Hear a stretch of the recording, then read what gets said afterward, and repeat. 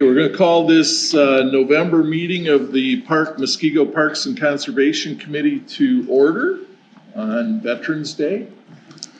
First item is the Pledge of Allegiance. I pledge allegiance to the flag of the United States of America, to the republic for which it stands, one nation, under God, indivisible, with liberty and justice for all.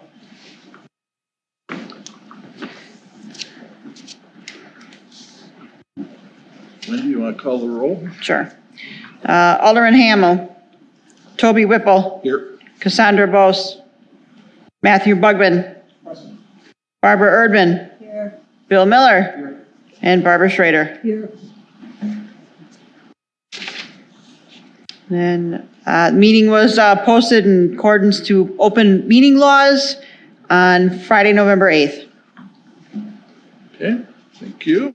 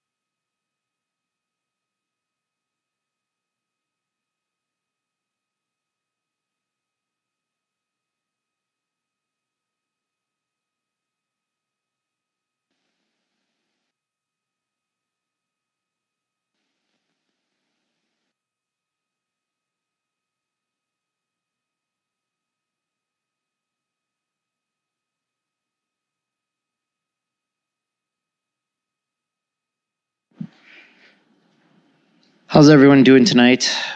Good. So it's one of the things that we don't like to talk about, but I want to make sure that, excuse me, that you guys got mentioned to it. If you saw from the memo, we had a lot of vandalism this year to the barn, the school, the trading post, and church over there in the historic area. Oh, nope. I'll get a water.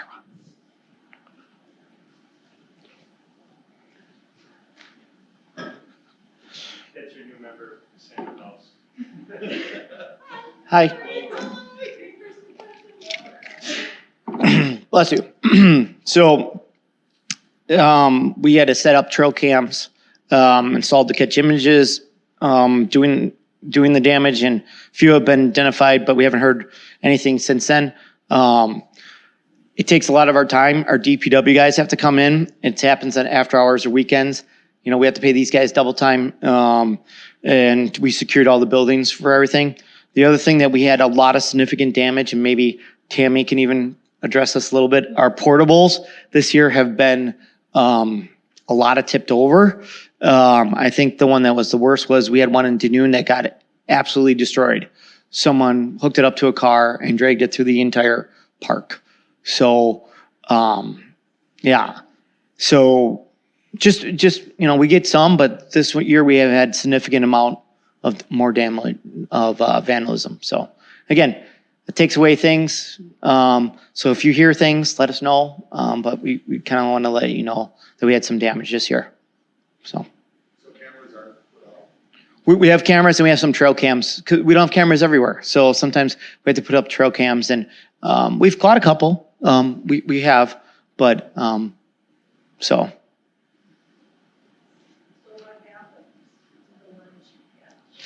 We refer them to the police, and the police that work with Jeff, and they work through it. So sometimes they do community service, but Jeff works with them for the appropriate. So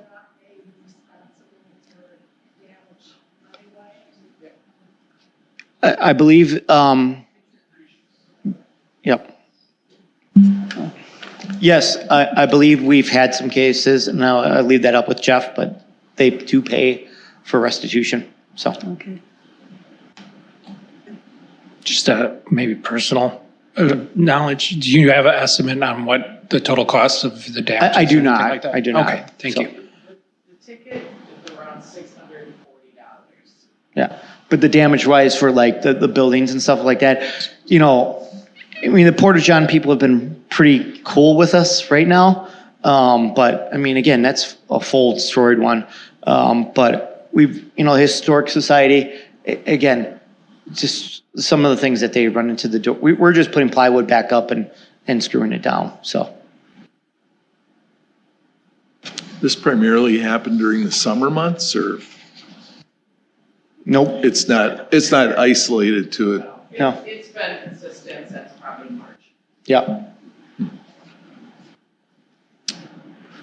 Okay, yep. it's not okay. Anybody have any comments? Are they local children or half adults or whatever? We don't know. We've caught a couple, and then, and again, once, I don't usually ask, and then it's all referred to the police and minors. Minors? Yeah. Okay. Okay, Wondering what's living in the neighborhood.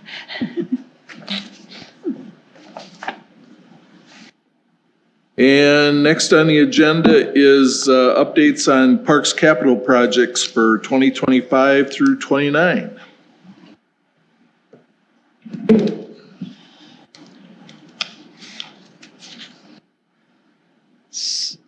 So I'll do this one too, and then we can, all right, let's talk about what we have for 2024. The two big projects that we have in 2024, we have the boat launch over at ILL has been started.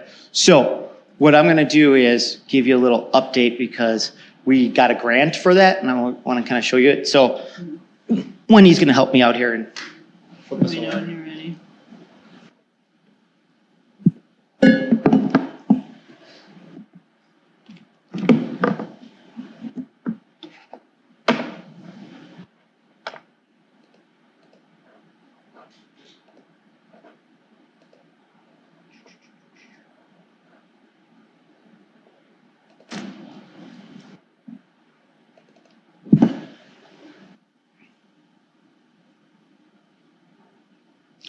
All right. Ready? Yep. So here's our slides, but I'm not going to do the full slides, and it's on your little things as well. there. Just So came up. if I don't get to use my little pointer if I come through the whole slide. So what we did was, in part of our request that got approved, this little area right here, this boat ramp, needs to be replaced. So right now the park is closed. If you go down there, it's closed. They put in the coffer dam. Right now it's going in there. And why we're doing it now is because the lake always goes down. We shoot the lake down. So in the next week or two, they are going to replace this boat ramp. So while we were doing this, myself, Tammy, Adam Young, Ryan, we were like, there's got to be a grant. So there it is. The DNR does recreational grants. So we came up with a set of plans. We went there, and actually us four presented in Horicon, the DNR, to match our funds. We had 150. We asked, could we match funds for this? And yeah, so we went there. We kind of presented. We talked about what amenities we did. You know, ILL, we have a kayak launch. It's a swimming beach. We do indoor restrooms and open air shelter. We have 2 wash stations there now. It is by far our busiest park. If you've been out there during summertime, it's absolutely insane. It got busy during COVID, and no one has left, which is great. It's one of our greatest little features that we have. So we talked about what we could do. We talked about the next things, like here's some of the things that we did. Here's the wash stations over here, these 2. We have the kayak place right here. We have a nice walking path all around. We have a lot of people who have donated benches. We have three picnic areas that you can rent. It's a great park. It's phenomenal. So when we went, we asked for other improvements. So what we asked for on one of our big things is, when you get up here on the north side, we want to change this to one way in, one way out. I don't know if anyone's been out there and you're busy. Oh, yeah. Try to back out. And it is impossible actually to do. It is absolutely impossible. And from a fire, safety, everything, just to have another loop. Because when you come on the south side, you can have a nice little loop through and get out, but on the north side, we don't. So we were awarded this grant, guys. So they matched us. So we have now $300,000 to spend. We went out in September, October, publicly bid, we got contracts. And if you go out there now, this loop is already paved in. So if you go out there, it's all paved in, ready to go. They're going to put in this right now. They're working on the new ramp here. They're going to finish the concrete work probably too for the end of the year. And then the last thing we're going to do, but we're not going to do it till spring, is we're going to seal coat and pavement mark the north side because we got to change it around to be one way, and we're going to angle some of the parking. But there's no point to spend the money this winter and then have them wear away. So we'll do that in April and May when it warms up. But we might be able to fix some of the asphalt in the south parking lot, but we probably will not have enough money. But that's all the things that we saw out here and that we were able to do with this grant. So I think we made some really good pluses. And what we did here is, at some point, we're going to have to replace the boat ramps at Boxhorn and at Dunoon. And somehow when we do that, I want to improve the parking lots too. And we'd follow the same grant thing. So it's across the state. I think the biggest person that we saw got $1.2 million from this grant. So we got $150,000. So it was pretty helpful. So that's what you see if you're out there and like, what's all happening out here? So will the new drive also add any parking spots? yes, we'll add a little bit. So like on one side of it or something? yeah, it will. What's here? See if I can view it.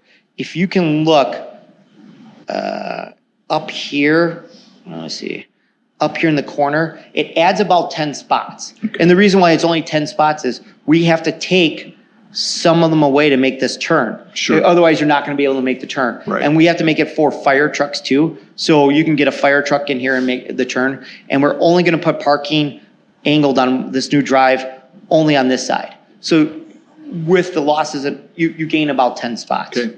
So, and again, that's always requested. So. I like it.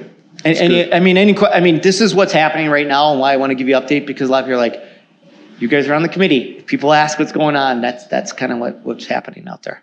So, yeah. But again, the big thing is the improved traffic flow for visitors, police, fire, DPW. But, yeah. Any other questions? No, apparently not. Okay. I like it. Looks good. Right.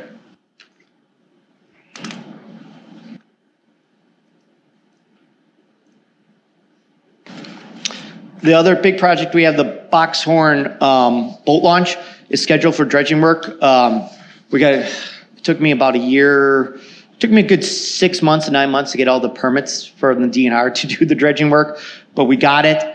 Now we just got to get approval of the contractor, and the contractor that we want to use is the one that's doing the boat ramp at Idle. So they would just mobilize down. So that's kind of why they gave a good price on it. Now switching to capital parks for 2025. Mm-hmm. So I think I attached that to you guys if you could see it. Yep. So this all got approved. Everything on Common Council approved everything on Tuesday, October 22nd, 2024. The only major item that's really for 2025 is Field 4 at Park Arthur. However, Council gave us the authority to start the work early for cost-saving measures and have the field ready for 2025.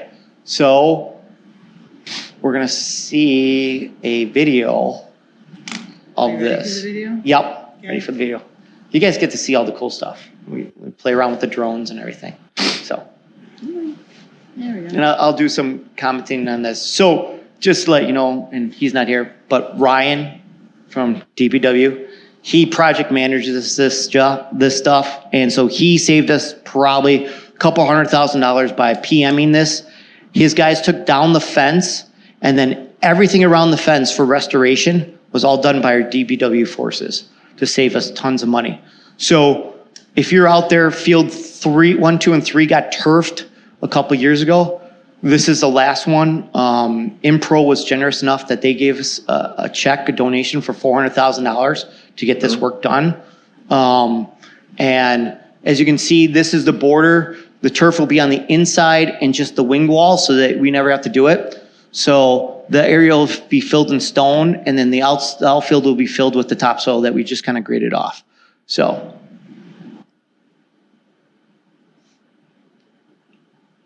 But when you can see the equipment, you see how big a baseball diamond is. Because when you see this, these are big graders and backhoes in there. So they're putting the drainage system in. When you put the turf over, it'll drain through there and then shoot out through the ditches in the back. And then end up in a retention pond. So.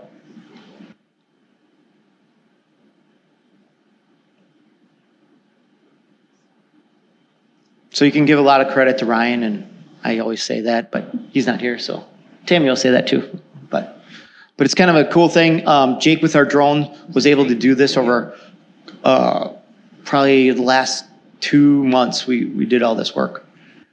And today, looking at Tammy's cameras, I believe they finished all the turf today for the most part as well. So. Yeah. Oh yeah. Yeah.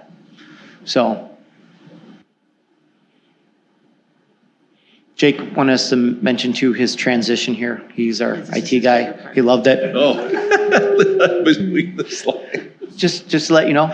So that green stuff, that's that hydros stuff that they spray on DOT jobs where it's grass, fertilizer, everything, stabilizer all in one. So. What? It's a weird color. But it's growing. It's amazing how fast it pops up. I know. So that picture was from last Thursday, and that's when they started laying out the turf.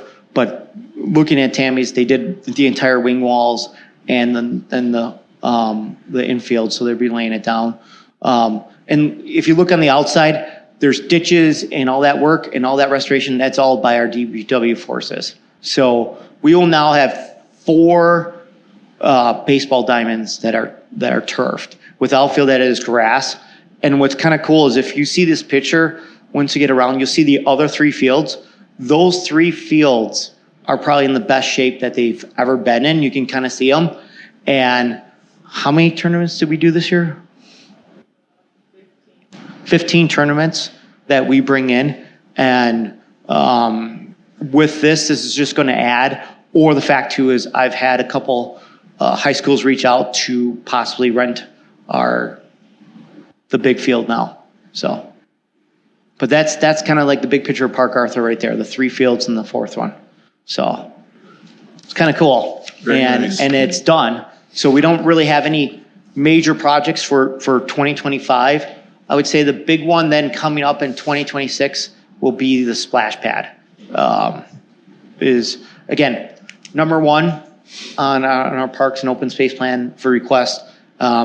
I think dog park was beating that, but we put that dog park in last year. So splash pad has always been a big one. And if we would do it, and we got a cost, it's pretty big in there, $750,000. It's not just a splash pad.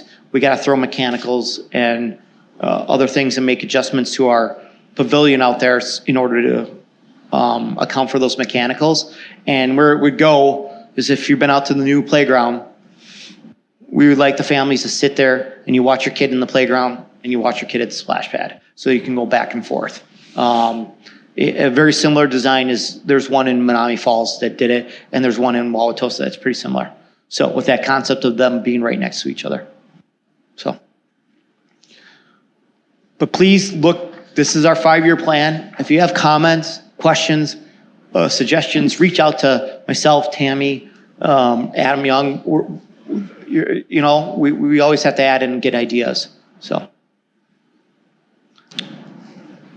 So the Danoon launch is also in 2026, yeah, right? Yeah. What we had to do for that one, why we spaced it out, is it takes forever to get the permits. So next year, what I'm going to do is take it 9 months to get the permit. I got to get a sample of that area, and then it'll allow me to in 26 to be ready to go. They're gonna dredge that? Yeah, yeah. It's similar idea what we were seeing at Boxhorn. So Okay. I don't know if anyone's been out to that one in Boxhorn. They're pretty shallow in that area. The cattails have taken over the Danoon one pretty significantly. So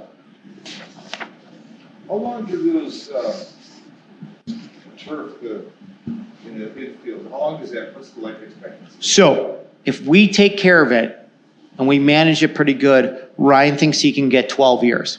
If you don't take care of it and you abuse it, we have a turf manager. We make sure that things are clean. No one's bringing Gatorade out there. We make people sign some things. You might get 8, but we're shooting for 12 because we want to manage it and we want to take care of it. Sometimes you have to cut out the most areas, like the batting boxes. You might have to cut those out because they're just used a lot, or around some of the bases, because that's where most people are going to be, or the pitcher's mound. So those might be, you have to replace little sections maybe earlier than the 12 years, but the whole turf replacement. But how we design it is we set up that every person, when they do the tournaments and we get our revenue, we put it in a fund. So we are building our fund up so that in 12 years we're ready for full replacement, which will be significantly less than what we paid before, because all we're doing is replacing turfs. We're not regrading anything. We're not putting drainage in. You know what I mean? Everything's ready to go. You just pull up the turf and then you put the new turf down. Does that make sense? Yep, totally. What does maintenance consist of on it? I think those pellets, we have to put the pellets in there. You see, like, if you look, You have to replenish those and rake it, basically? Yeah, but we also make sure that, Whatever you want to call we check to make sure that nothing's being pulled apart. Again, Right. yeah. Okay. Any questions for Scott? Looks good. Looks good to me. But yeah, please check out the 5-year plan and let us know. So. Okay.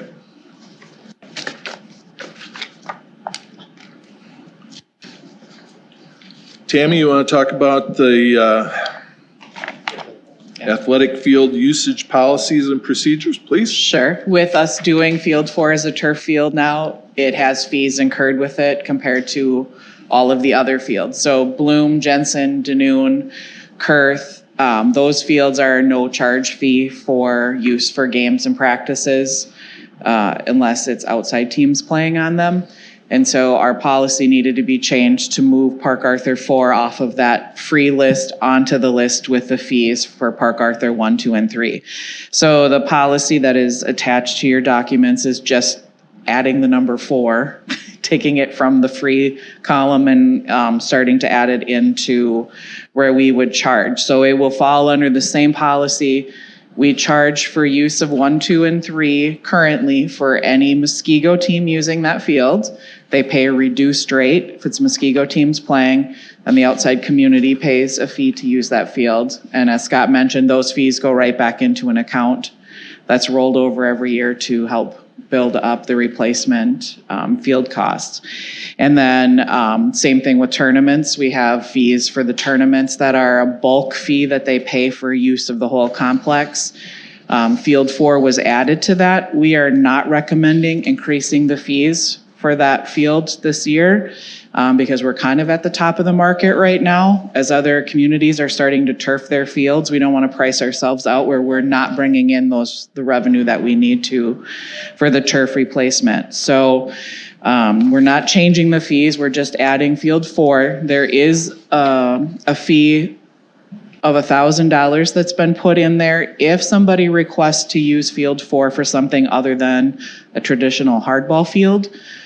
The mound system that Ryan selected is movable and it can be removed. It will take 4 DPW guys to lift it and pull it off. It's like a big puzzle, kind of like a Rubik's Cube, and it connects in certain ways and it can be placed. So if somebody wanted to have a tournament for younger age kids, we could remove it, but it'll take 4 of them to go up there for an hour and a half and move it off site and store it, load it back up and bring it back. So there is an additional $1,000 fee if somebody for a tournament wants to utilize that field as a smaller setting. We don't really think that's going to happen because predominantly the way the baseball tournaments have been running, it's been, U8, U9, U13s. So they'll plan their tournament to use the hardball field as a hardball field. But we do have a lot of girls softball tournaments, so we'll see if they make the decision to pay that extra fee. So all I'm asking for you guys is to approve that we added Field 4 onto to the side where we have fees charged with it now. Is there a motion to approve? I so move. Second? Second. Matt seconded. Whoever. Got several seconds. Any other discussion? Any questions for Tammy? Hearing none, all those in favor signify by saying aye. Aye. Opposed? It's approved. Thanks. Thanks, Tammy.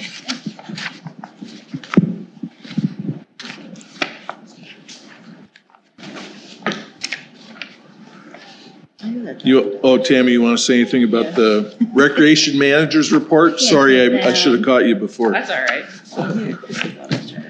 I actually made a really big report this year, so I'm not really going to go over a lot of it. Some good reading material for you, but I'll highlight a few big things. Our summer camp is back full bore. We had 180 full-time kids registered. We added a weekly option 2 summers ago that was very successful. And so we had 181 kids signed up for the full summer for 10 weeks, and then 86 additional kids signed up for the weekly camp option. And so that program in and of itself brought in a net revenue of $95,000 just in the playground program alone.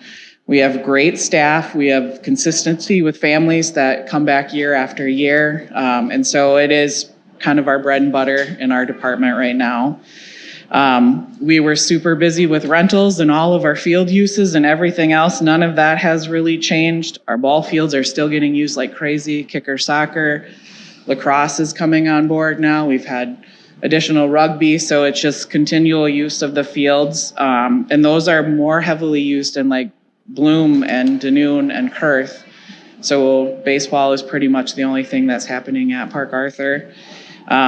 We did bring in $60,000 in revenue for the turf fields this year between games and tournaments. So that's kind of where council had asked us to try and be in that $55,000 to $60,000 a year for that replacement cost, and we're hitting those numbers. Our biggest thing all summer, I'm focused on playgrounds because making sure the kids are safe. All summer, Adam, who's sitting back there, is focused on Idle Isle. And if you haven't been to Idle Isle in the summer, I strongly suggest you go. Rent a kayak, go for a walk around the park. That place is crazy, and he does a phenomenal job overseeing the staff that are there in the concession stand, and our rangers that are there. It's pretty crazy. This year we sold 121 season passes for people to park there. We had just over $17,000 in revenue for our concession stand, which includes food items, which is all prepackaged. We don't cook anything. And then our rentals of kayaks and stand-up paddle boards, so much so that they are kind of done. So we did have that in our capital budget, is we're replacing a bunch of the kayaks and paddle boards because they are just thousands of use over the summer. They're getting pretty heavily used. We have 2 electronic pay stations there, and they brought in, to date, $60,000 alone, of which $25,000 of that is the parking fees, which go right back into the revenue or into our account to offset the park rangers that are there and the people that work in the concession stand, and then about $35,000 in boat launch fees. So having the pay stations there is much more beneficial than having somebody there asking to collect the money. People are using them. We offered an insane number of programs. We are expanding our offering for winter, spring. Our book, we're working on it right now. We are up to 60 pages. We have about 50-some pages of programming. We are working with the school district to get into the school.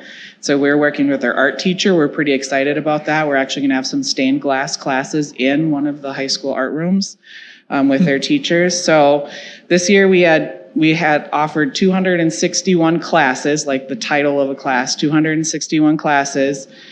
Some of them have multiple sessions, so that was at 827 sessions, and that was just about 3,000 participants. So that's just 3,000 individuals who've signed up to take a program, which in a town of 25,000 people, that's pretty significant. And then the last sheet that's attached to my section is kind of our financial report for the year through November 4th. And so currently, we've brought in, as of November 4th, we'd brought in $513,000. That does include like the park fees and things like that, the concession stand at Idle Isle, but $380,000 of that alone was directly for rec classes. So we've had a great year. We've been very busy. We are very fortunate that last year council approved us adding someone to our office. So we have a new person working part-time. Her name is Megan, and she's our community engagement coordinator. And this winter, spring, for next year, she's got a bunch of really fun family activities planned where we're going to have like some hidden shamrocks around town for St. Patrick's Day. We're going to have some family events where they can come and pick up craft packs to do with their kids at home. They can write a letter to Santa. So she's adding a lot of those kind of warm, feely, touchy things that we've been unable to do. Adam and I just didn't have the time to do it. So, any questions? Very good. Very good. All right. Thanks, Tammy. Next item is the Conservation Coordinator's Report. Tom? Well, I hope you read the memo. I mean, I don't want to go through the whole thing at all, but a lot of the work we do is invasive species management. It just takes up a lion's share of my time to keep the conservation areas in good shape. Just touch on one plant. I said Phragmites australis. Does anybody know what that plant is? Bill? I don't. It's giant reedgrass. You'll see it all over the roadsides. Most of these invasive species are on roadsides. They're spread by a lot of mowing, and things can spread them in unkept areas along highways. It's a super tall grass. And Bill will always try to poke me by saying that there's something good about these plants. But this one is really insidious. It spreads by its roots, its rhizomes. It can be like 15 feet tall, and I'm sure you've seen it on the roadsides. Probably have. It's got a feathery top to I know what you're talking about. the seed head on it. Anyway, that's just one of like a long laundry list of invasive species. Another big thing we're doing now is pruning trees in the parks. And then, which pretty much got through most of that. And it's kind of cool because most of those trees I planted had a hand in planting myself, and I can see how they progressed over the last couple of decades. And then we're going to have contractors prune on Janesville Road in Moreland. And it's important to get street clearance for passage of vehicles beneath. That's about 15 and a half feet of clearance that's going to be required. Some of these trees aren't there yet, but you have to get them on a course where you're taking off branches that are temporary branches you don't want to let them get too big before they're going to jut out over the road. So you got to kind of anticipate where those branches are going to be. Last summer, Natural Resources Foundation Wisconsin, we hosted a field trip at Battister Preserve. That's not on the list here. And it was pretty well attended by some people throughout the state who came we showcased what was going on at Battister Preserve. Another big thing is through capital budget, we're redoing some signage. There's interpretive signage, there's wayfinding signage in the conservation areas, and the kiosks at both Battister and angle will be changed, the informational kiosks that are in the parking lots. And the sign top at Angle Conservation Area, we have 20 years of use out of the one that was there. It's starting to degrade, so we're going to have a new top made. The masonry is just going to go on top of the existing masonry that's there. So that's about all I have. Any questions? Is Cole still alive, or did he got? The Osprey. Oh, the ospreys. Okay, that was the other thing. So telemetry on ospreys. No, they're fine. We believe. Okay. You see So- movement on all of them? So while they were in the United States, we got really good information because their data is transmitted via cell towers. Apparently, they don't have roaming down in South America because we're not getting data right now. But data is being collected on the devices on these birds, and as soon as they go by cell towers, it'll transmit again. So as long as they're alive. So what the life cycle of these birds is that they go down, when they're young, they go down to South America or Central America for 2 winters and then come back. So it is quite possible that these birds come back, not this spring, but the spring of 2026. They start passing cell towers and we get a big data dump, and we know, then we get a lot of information about where they've been. We have really good information about their journey down through the states, down all the way down into Florida. One of them avoided the first hurricane. Helene, yes, Helene. Well, they avoided both hurricanes, actually. They must have some kind of sense about this. They know how to not to, fly into the teeth of a hurricane. So, and the farthest we tracked one was down to the Dominican Republic. And that was Rico. But he's probably followed the archipelago of the like St. Thomas, Virgin Islands, and all those little islands that then lead down to like Venezuela. So he's probably in Venezuela now, but we don't know. They don't have good cell towers there apparently. Anything else? Tom, could you tell me the name of the trees you have planted down Janesville, those flowering ones? There's a few flowering ones. Probably Japanese lilac are the ones that bloom a kind of an off-white color. Yeah. Yeah, that they're in front of, or they're on the opposite side No, of they're Pick and Save, kind of. down the center in the, Center medians? yeah, the medians. There's some flowering crabs, hawthorns, I think. Crab apple. Hopefully not too many calorie pear or anything. Okay. Like Thank you. those things found to be invasive now, so.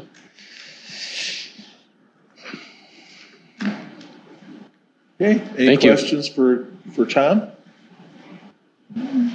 Thanks, Tom. Thank you.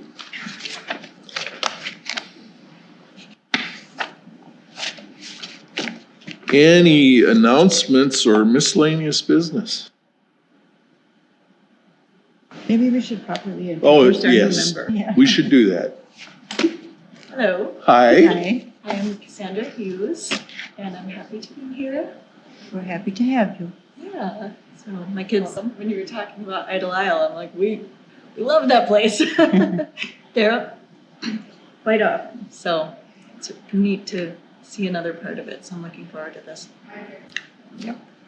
So have you lived in Muskego for a long time, or? Yeah, I grew up in New Berlin, so I Okay. haven't gone far, but really came here for the schools. Just Okay. researched, a lot of research into schools and came here for that. And just really love the community here. Well, welcome aboard. Yes. Yes. I'm Toby. This is Bill. Matt. Wendy? Barb? Barb. Easy to Thanks for remember. making it easier. It'll be a test at the end. Yeah, right. Okay. Thank you. Hearing nothing else, there we go. All in favor signify by saying aye. Aye. Opposed? We are adjourned. Thank you, everybody. That was quick.